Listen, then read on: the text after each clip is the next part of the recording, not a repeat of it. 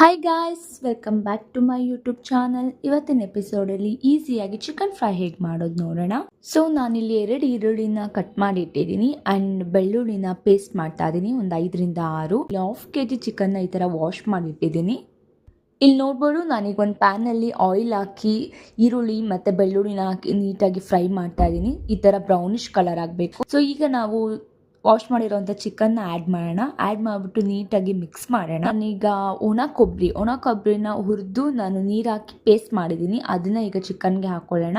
So ಹಾಕಿ ನೀಟಾಗಿ mix ಮಾಡೋಣ. Mix ಮಾಡಿ ಕ್ಲೋಸ್ ಮಾಡಿ ಒಂದು 5 ಮಿನಿಟ್ಸ್ ಕ್ಲೋಸ್ ಮಾಡಿ ಇಡ್ತಾ ಇರಬೇಕು. ಇವಾಗ ನಾನು ಆಚೆ ಚಿಕನ್ ಪೌಡರ್ ಹಾಕ್ಕೊಳ್ತಾ ಇದ್ದೀನಿ ಒಂದು ಸ್ವಲ್ಪ. ದೆನ್ ನೀಟಾಗಿ ಮಿಕ್ಸ್ ಮಾಡೋಣ. ಆಮೇಲೆ ಒಂದು 5ರಿಂದ 6 ಟೇಬಲ್ ಸ್ಪೂನ್ ಆಫ್ ಖಾರ ಹಾಕ್ಕೊಳ್ಳೋಣ. 1 ಟೇಬಲ್ ಸ್ಪೂನ್ ಆಫ್ ಅರಿಶಿನ ಹಾಕ್ತಾ ಇದ್ದೀನಿ ಆ್ಯಂಡ್ 2 ಟೇಬಲ್ ಸ್ಪೂನ್ ಆಫ್ ಉಪ್ಪು ಹಾಕ್ತಾ ಇದ್ದೀನಿ.